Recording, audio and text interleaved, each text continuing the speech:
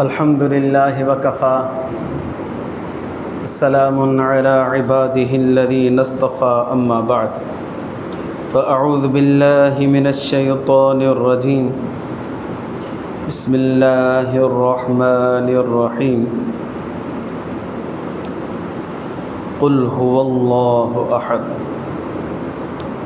अल्लाहुम्मा सल्लि अला सय्यिदिना मुहम्मदिन व अला आलि सय्यिदिना मुहम्मदिन व बारिक वसल्लिम अल्लाहुम्मा सल्लि अला सय्यिदिना मुहम्मदिन व अला आलि सय्यिदिना मुहम्मदिन व बारिक वसल्लिम अल्लाहुम्मा सल्लि अला सय्यिदिना मुहम्मदिन व अला आलि सय्यिदिना मुहम्मदिन व बारिक वसल्लिम। सलाम उस पर के जिसने बेकसों की दस्तगीरी की, सलाम उस पर के जिसने बादशाही में फ़कीरी की, सलाम उस पर के असरारे मोहब्बत जिसने समझाए, सलाम उस पर के जिसने ज़ख्म खाकर फूल बरसाए, सलाम उस पर के जिसने खून के प्यासों को कबाएं दी, सलाम उस पर के जिसने गालियाँ सुनकर दुआएं दी, सलाम उस पर के जिसका ज़िक्र है सारे सहाइफ में, सलाम उस पर हुआ मजरूह जो बाज़ार ताइफ में, सलाम उस पर के जिसके घर में चांदी थी न सोना था, सलाम उस पर के टूटा बोलिया जिसका बिछोना था, सलाम उस पर वतन के लोग जिसको तंग करते थे, सलाम उस पर के घर वाले भी जिससे जंग करते थे, सलाम उस पर के जो उम्मत के लिए रातों को रोता था, सलाम उस पर के फर्शे खाक पे जाड़े में सोता था, सलाम उस पर के जिसने फजल के मोती बिखेरे हैं, सलाम उस पर बुरों को जिसने फरमाया कि मेरे हैं, सलाम उस पर के जिसकी चांद तारों ने गवाही दी, सलाम उस पर के जिसकी चार यारों ने गवाही दी। या रब्बि सल्लि व सल्लिम दाइमन अबदा अला हबीबिका खैरिल खल्क़ि कुल्लिहिम। मुझे मुअज़्ज़ज़ मुहतरम मुकर्रम मुजाहिद मुवहिद भाइरों दोस्तों बुज़ुर्गों, अॼु जी असांजी तकरीर जो मौज़ू आहे कुछ ग़लत नज़रियात ऐं तवहुमात जो रद्द करणु। नबी करीम सल्लल्लाहु अलैहि वसल्लम जन जे माशरे जे अंदर मबऊस थिया, वो माशरो रस्म परस्त हुयो, वहम परस्त हुयो, ग़लत नज़रियात जो मालिक हुयो। अहिड़ा अजीब अजीब उन्हनि जा नज़रियात हुआ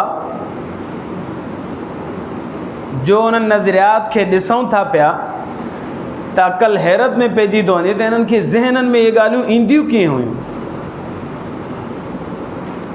ऐं वरी उन्हनि जा कुझु अहिड़ा नज़रियात आहिनि जेके अॼु ताईं ईमान वारनि में बि मौजूदु आहिनि। नबी करीम सल्लल्लाहु अलैहि वसल्लम जिते दावत तौहीद जी ॾिनी, जिते दावत सुन्नत जी ॾिनी, गॾोगॾु अल्लाह जे रसूल सल्लल्लाहु अलैहि वसल्लम उन्हनि नज़रियात जो रद्द बि फ़रमायो जेके नज़रियात मुशरिकीन मक्का जे अंदरि राइजो आहे।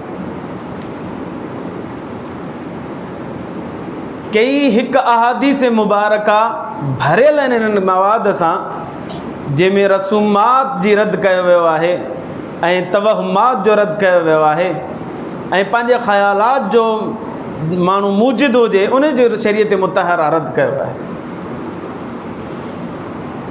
कुझु अव्हांखे ॿुधायां, मुशरिकीन मक्का जो ख़्यालु हुयो जेको माण्हू ज़हीन थिए थो पियो, होशियारु थिए थो पियो, उन जे सीने जे अंदरि ॿ दिलि हूंदा, उन्हनि जो ख़्यालु हो जेकॾहिं को सुठो शाइर आहे ऐं उन जी शाइरी खां सभु माण्हू मुतासिर थियनि था, अबा हिनखे ॿ दिलि अथव। जेकॾहिं को माण्हू जंगजू आहे, बहादुर आहे, उन जी बहादुरी खां माण्हू मुतासिर आहिनि, अबा हिनखे ॿ दिलि अथव। जेकॾहिं को किस्सा गो आहे, कहाणियूं ॿुधाईंदड़ आहे ऐं दानाई वारियूं ॻाल्हियूं करे थो पियो, माण्हू खे पंहिंजी तरफ़ मुतवजह करे थो, अबा दिलि ॿ अथसि, सीनो हिकु त दिलि हिन में ॿ अथसि। इहो मुशरिकीन मक्का जो ख़्यालु। नबी करीम सल्लल्लाहु अलैहि वसल्लम जन अची दावत तौहीद ॾिनी ऐं हैरत अंगेज़ वही वारियूं ॻाल्हियूं ॿुधायूं त के त नबी सल्लल्लाहु अलैहि वसल्लम जन खे नऊज़ुबिल्लाह जादूगर चवणु लॻा, के त चवणु लॻा नबी सल्लल्लाहु अलैहि वसल्लम काहिन आहिनि, नऊज़ुबिल्लाह मिन ज़ालिक। त वरी किन मुशरिकीन मक्का जो इहो ख़्यालु हो त नबी साईं जे दिलि जे सीने जे अंदरि ॿ दिलि आहिनि, होशियारु न करे आहे। अल्लाह तबारक व तआला इन नज़ीरे जो रद्द फरमायो, फरमाया मा जअलल्लाहु लिरजुलिन मिन क़ल्बैनि फी जौफिही।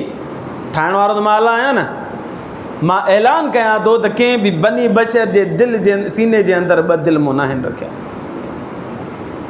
कंहिं बि इंसान जे सीने जे अंदरि ॿ दिलि न आहिनि, अल्लाह सां ऐलान फरमायो कलाम मुक़द्दस में। जेको ग़लति नज़रियो हो, जेको ग़लति वहम हुयो, जेको ग़लति ख़्यालु हुयो मुशरिकीन मक्का जो, अल्लाह तबारक व तआला हिकिड़ी आयत में रद्द फरमाए छॾियो, मा जअलल्लाहु लिरजुलिन मिन क़ल्बैनि फी जौफी। अल्लाह से फरमाए त हिकिड़ी सीने में मां ॿ दिलि ठाहिया ई न आहिनि। हिकिड़ो ग़लति नज़रियो उन्हनि जो इहो। ॿियो ग़लति नज़रियो मुशरिकीन मक्का जो इहो, जो काबतुल्लाह जो तवाफ़ कंदा हुआ त पोइ राति जो मर्द, मंझंदि जे टाइम ते मर्द ऐं राति जो औरतूं नंगियूं थी करे तवाफ़ कंदा हुआ, अलियाज़ बिल्लाह। पर इन जे पोयां बि उन्हनि हिकिड़ी कहानी ठाही हुई, हिकिड़ो वहम हो, हिकिड़ो ख़्यालु हुयो। छा कहानी ठाही आहिनि? कहानी इहा ठाही आहिनि, बाबा असां सॼो ॾींहुं गुनाह कयूं था पिया, गुनाह वारा कपिड़ा पाए करे वरी असां काबे जो इज़त वारो कमु उन गुनाह वारनि कपिड़नि सां कयूं, इहो सही कोन्हे। लिहाज़ा इहा कपिड़ा लाहे घर में रखंदासीं ऐं काबे जो ईअं तवाफ़ कंदासीं। पोइ मर्द जेके हूंदा हुआ उहो मंझंदि जे टाइम ते काबे जो तवाफ़ कंदा हुआ, इन हाल में जो कपिड़नि खां आरी थी वेंदा हुआ, ऐं औरतूं जेके हुयूं उहे सिज लथे खां बाद में अची तवाफ़ कंदियूं हुयूं, इन हाल में जो कपिड़ो तन ते कुझु बि न हूंदो। इहो उन्हनि जो ग़लति नज़रियो हो, ग़लति तसव्वुर हो, ग़लति कंसेप्ट हुयो, ग़लति ख़्यालु हुयो उन्हनि जो। अल्लाह तबारक व तआला कलाम मुक़द्दस में फ़रमायो त मां अल्लाह बेहयाई जो हुकुम नथो ॾियां। नंगो थी करे तवाफ़ करणी बेहयाई आहे, बुराई आहे, लिहाज़ा मां अल्लाह अहिड़ो हुकुम नथो। अच्छा वरी चवंदा बि ईअं हुआ त अल्लाह साईं जो हुकुम आहे, इन करे कयूं था पिया। अल्लाह साईं चए थो बाबा ईअं कयो, तव्हां हराम वारा कपिड़ा या गुनाहनि वारा कपिड़ा लाहियो ऐं बसि पोइ ईअं अची करे तवाफ़ कयो। अल्लाह तबारक व तआला फरमायो त मां अल्लाह बेहयाई जो हुकुम न आहियां कंदो। अल्लाह त हया जो हुकुम ॾिए थो। लिहाज़ा उन्हनि जो जेको नज़रियो हुयो या ग़लति वहम हुयो, अल्लाह तबारक व तआला उनखे रद्द फरमायो। फ़हशा जो हुकुम अल्लाह साईं फरमायो मां कोन ॾींदो आहियां। ॿियो ग़लति नज़रियो। पर अल्लाह जो शुक्र आहे, अल्लाह जो शुक्र आहे, ईमान वारनि में इहो ग़लति नज़रियो हाणे कोन्हे। नंगो थी करे काबे जो तवाफ़ कजे, अहिड़े नमूने सां जो टियों ग़लति नज़रियो इहो हूंदो जेकॾहिं हज जे लाइ निकिरंदा हुआ ऐं का मजबूरी थी पई ऐं वापसि अचिणो पियो, हज ते न वियो, त उन्हनि जो इहो ख़्यालु हूंदो त जेको गेट आहे घर जो दरवाज़ो आहे इन मां दाख़िल न थिबो। हाणे घर में दाख़िल थिबो त छत जे पोयां पासे खां चढ़ी करे या पोयां घर खे दरवाज़ो हणी धक हणी भित भञी करे उतां दाख़िल थिबो, इहा नेकी आहे, सवाबु मिलंदो। छो जे करे असां वियासीं हज ते, मजबूरी थी पई, हज न करे सघियासीं, हाणे साॻियुनि पेरनि ते साॻियुनि दरवाज़े सां ईंदासीं त गुनाह मिलंदो। लिहाज़ा हाणे नेकी जो कमु कजे, उहो नेकी जो कमु इहो आहे त साॻे दरवाज़े मां न अचो, बल्कि घर जे पोयां खां अचो, पोइ छत तां चढ़ी करे लही अचो या भित भञी करे अचो या दरवाज़ो हणी करे अचो उतां। ऐं इन में नेकी आहे, उनखे सवाबु सम्झंदा हुआ, उनखे भलाई सम्झंदा हुआ। अल्लाह तबारक व तआला इन जो बि रद्द फरमायो, उन्हनि इहा नेकी कोन्हे। अल्लाह साईं कलाम मुक़द्दस में फरमायो त घरनि जे पोयां खां अचण का नेकी कोन्हे, पंहिंजे दरवाज़नि खां अचो बसि, सही आहे, ठीकु आहे।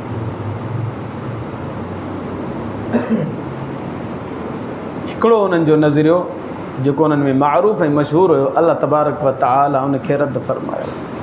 इस्लाम आयो ई ग़लति वहमनि खे ख़तमु करण जे लाइ आहे, ग़लति तसवुरात खे ख़तमु करण लाइ आहे ऐं ग़लति ख़यालात खे मिटाइण जे लाइ आयो आहे, ऐं तौहीद ऐं सुन्नत, क़ुर ऐं सुन्नत ॾियण जे लाइ आयो आहे। बाबा इन में जेको लिखियलु अथव इहो हक़ ऐं सच अथव बसि। पर अल्लाह जो शुक्र आहे, अल्लाह जो करम आहे, अल्लाह जी महिरबानियूं आहिनि, ईमान वारनि में इहो तसवुरु हाणे बि कोन्हे। बाबा जेकॾहिं हज खां मोटी आयासीं, कोन वियासीं, रस्ते में मोटी आयासीं त भला छत टपी करे पोयां खां अचूं या भित भञी करे अचूं। टे तसवुर मां अव्हांखे ॿुधाया मुशरिकीन मक्का जा, जेके अल्हम्दुलिल्लाह हाणे ईमान वारनि में कोन आहिनि। पहिरियों तसवुरु, हू चवंदा जेको माण्हू ज़हीन ऐं होशियारु आहे उनजे सीने में ॿ दिलि आहिनि, हाणे कंहिंजो बि तसवुरु इहो कोन्हे। ॿियो तसवुरु, कपिड़ा असां गुनाह कयूं था पिया, लिहाज़ा कपिड़ा लाहे करे तवाफ़ कंदासीं, अल्हम्दुलिल्लाह ईमान वारनि में इहो बि कोन्हे। टियों तसवुरु, हज ते वञूं था पिया, हज खां अधु मां रस्ते मां कंहिं ग़लती कंहिं परेशानी कंहिं मुसीबत जे करे मोटी आयासीं त हाणे दरवाज़े मां अंदरि दाख़िल न थींदासीं, बल्कि पोयां खां दाख़िल थींदासीं, इहो बि ईमान वारनि में कोन्हे। पर ॿ तसवुर अव्हांखे ॿुधायां जेके ईमान वारनि में मौजूदु आहिनि, जेके मुशरिकीन मक्का में बि मौजूदु आहे। नबी सल्लल्लाहु अलैहि वसल्लम उनखे रद्द बि फरमायो, पर ईमान वारा अञा ताईं न मुड़िया। उहो तव्हांखे हिकिड़ी ॿुधी करे तव्हांजो दिलि तस्लीम कंदो त हा इहा ॻाल्हि सही आहे, ॿी ॿुधी करे अव्हांजो बि दिलि तस्लीम न कंदो, नऊज़ु बिल्लाहि मिन ज़ालिक। अहिड़ी ख़तरनाक ॻाल्हि आहे, मशहूरु एॾी आहे जो हद खां वधीक।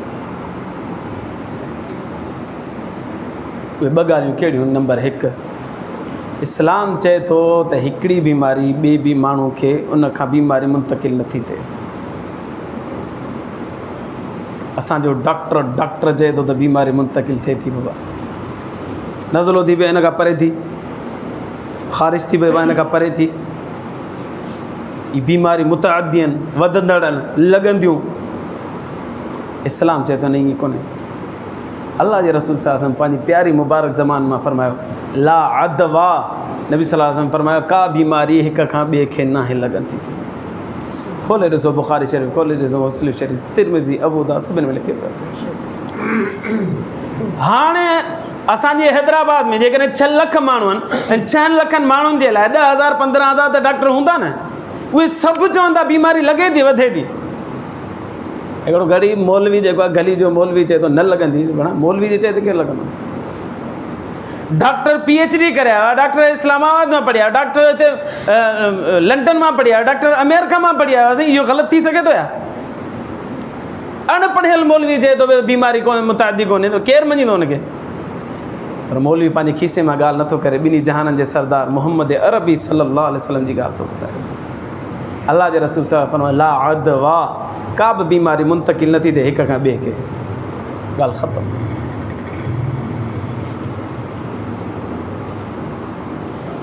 हिकिड़ा दोस्त चवंदा, हिकिड़ा डॉक्टर चवंदा हिकिड़ी बीमारी ईअं फैलिजे थी, ॿी बीमारी चवंदा बाबा ख़ानदान में अचे थी,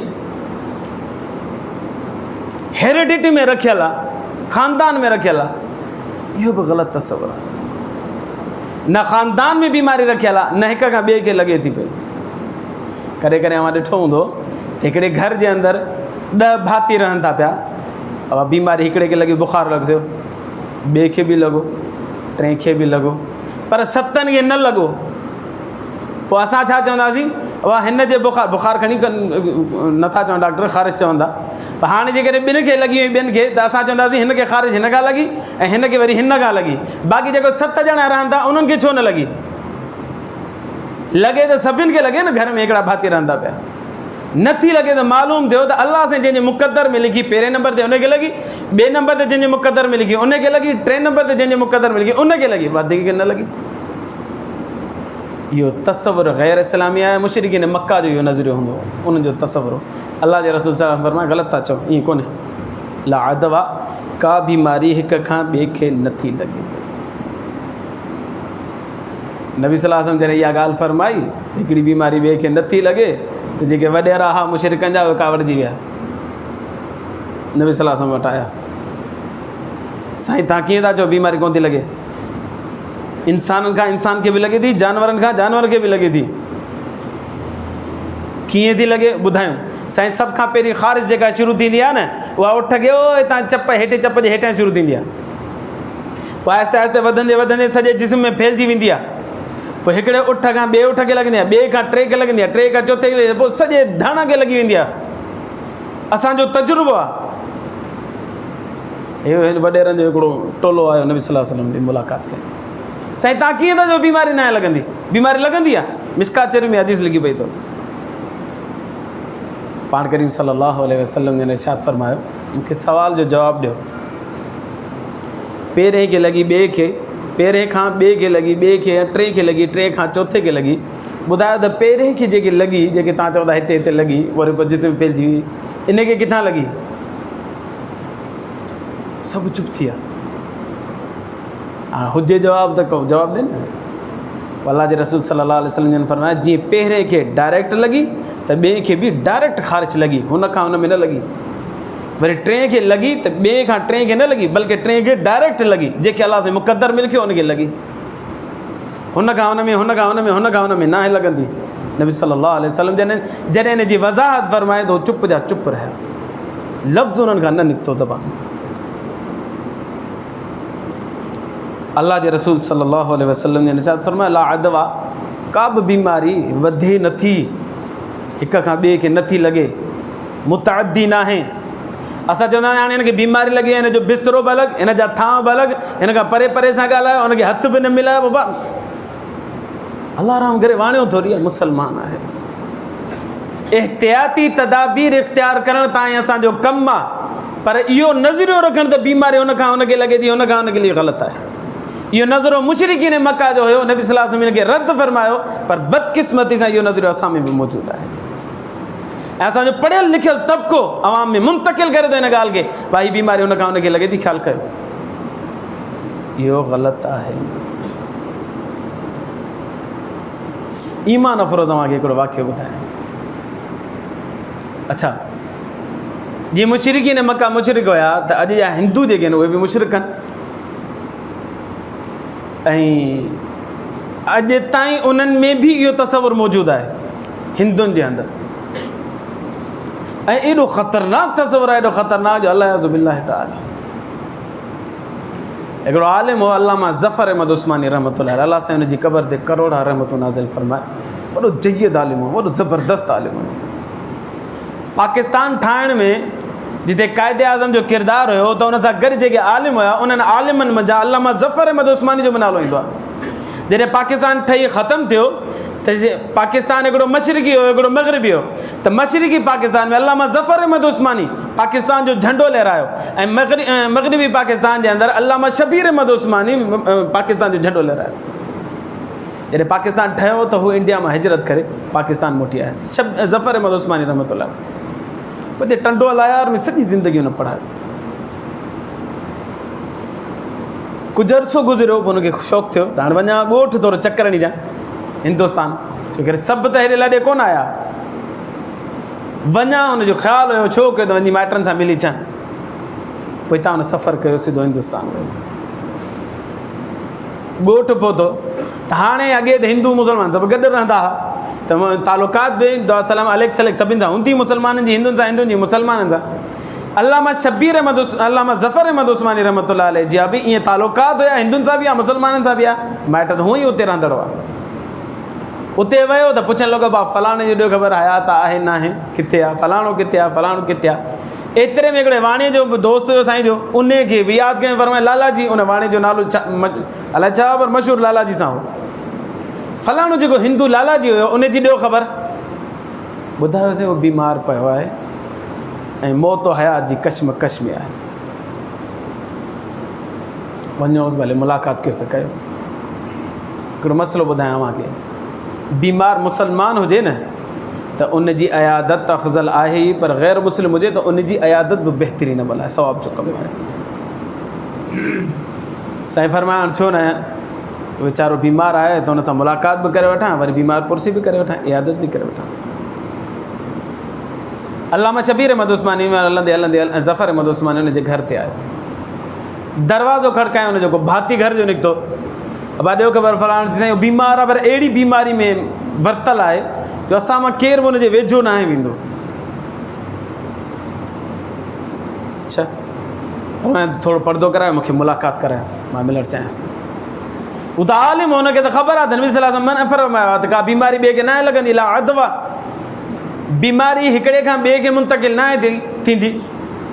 ऐं हुनजा ॿार जी कंहिं चवनि पिया साईं हुनखे अहिड़ी बीमारी आहे, तव्हां मिलंदव त उहा बीमारी तव्हांखे लॻे। साईं फरमाए ख़ैर आहे, मूंखे लॻी वञे, ख़ैर आहे, मूंखे मुलाक़ात करायो। दरवाज़ो खोलियो वियो, पर्दो करायो वियो।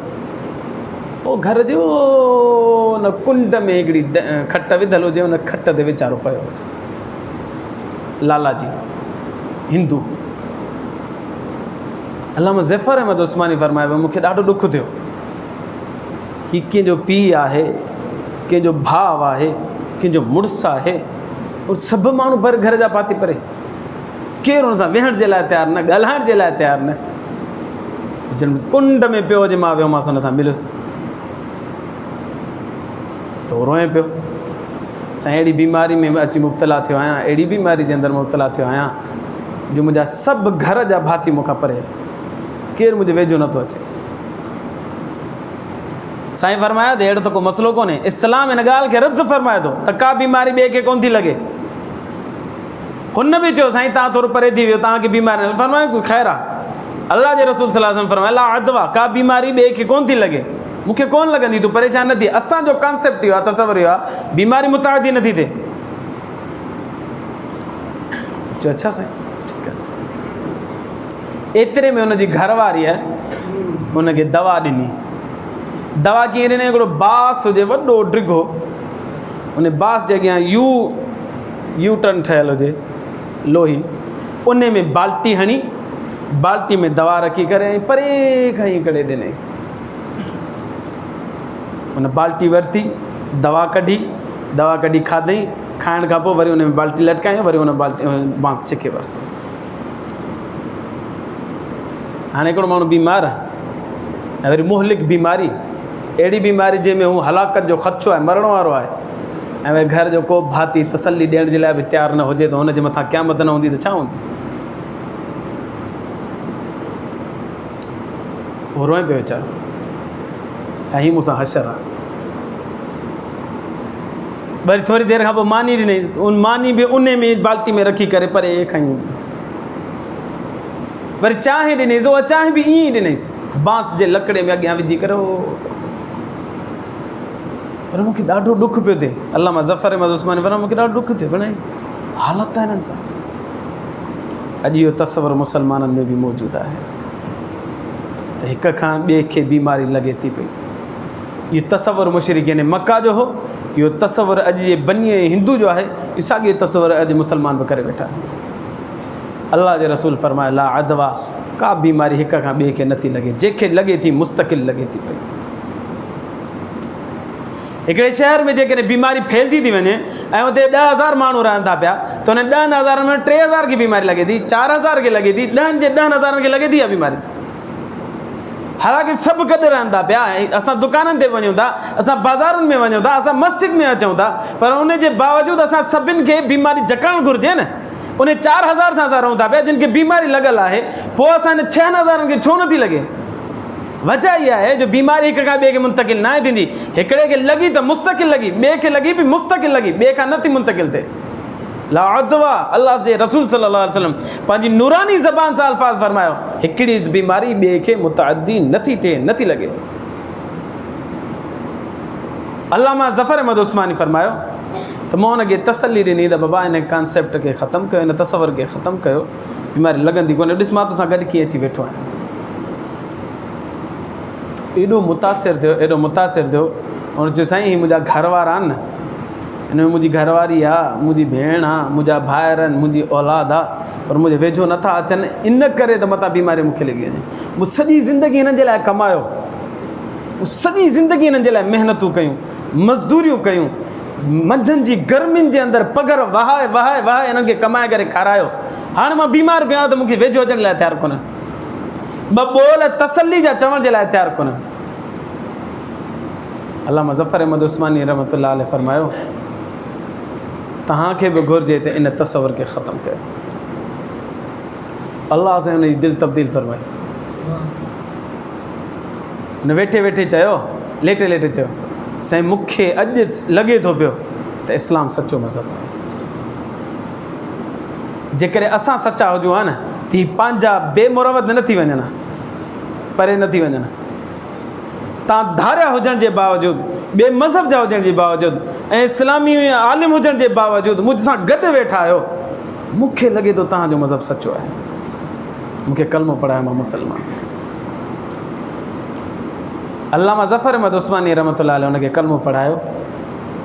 उते कचहरी कंदे हुनखे इंतकाल थी वियो।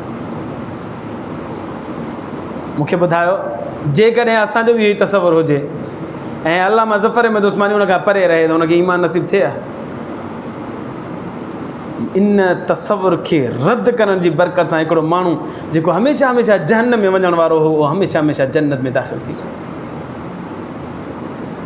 इहो ग़लति नज़रियो आहे त बीमारी हिक खां ॿिए खे लॻे थी। नबी सल्लल्लाहु अलैहि वसल्लम मना फरमायो। हिकिड़ो मसइलो इहो। ॿियो मसइलो, सफ़र खे मनहूस सम्झियो वेंदो आहे। इहे मुशरिकीन मक्का बि चवंदा हुआ ऐं अॼु जा मुसलमान बि चवनि था त सफ़र जो महीनो मनहूस आहे। छो मनहूस आहे?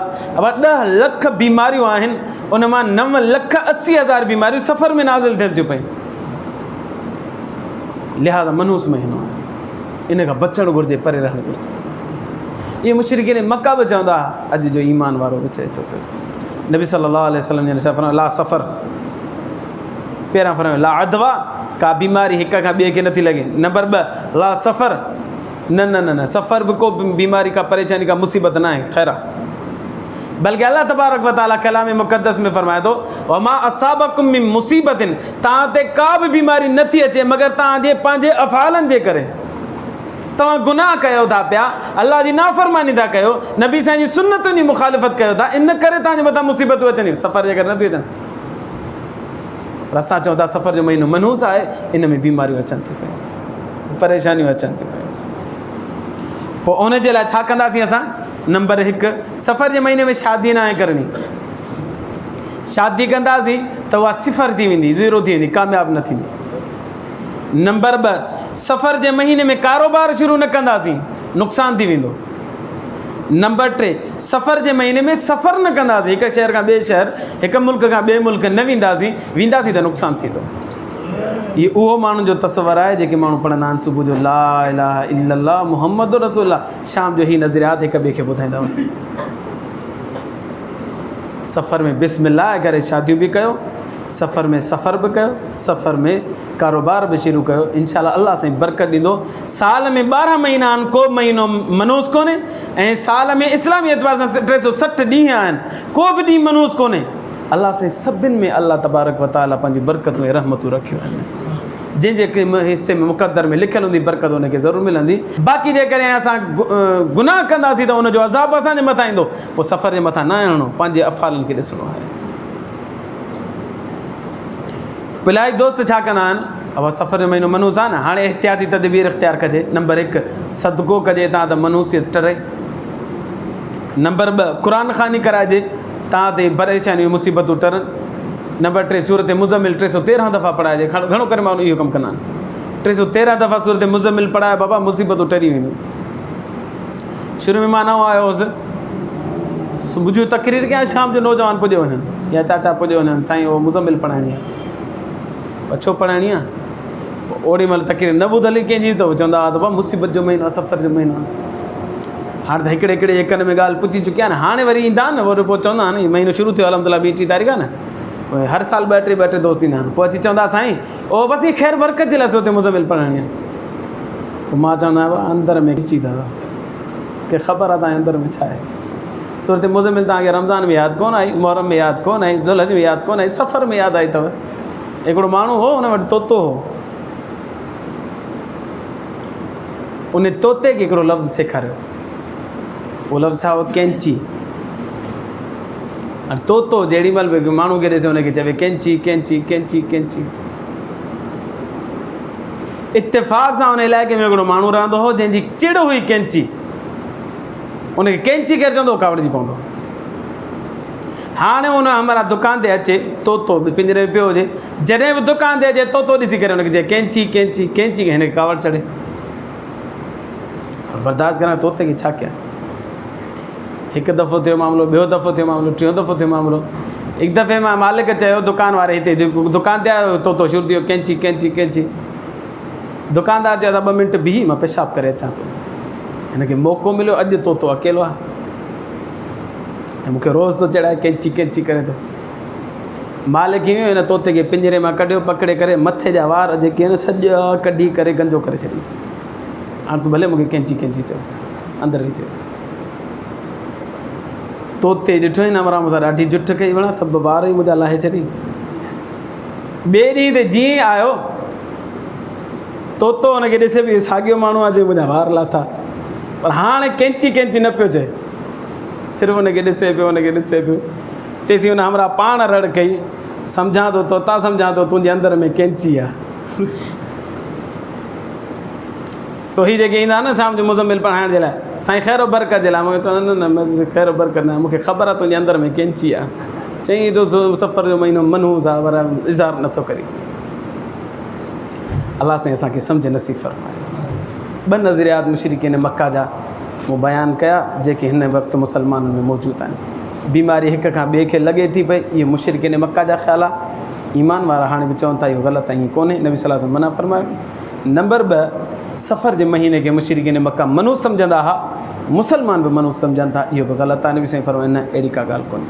अल्लाह खां दुआ आहे अल्लाह ईमान जी ज़िंदगी, ईमान ते मौत नसीब फ़रमाए। आख़िर दावाना अल्हम्दुलिल्लाह।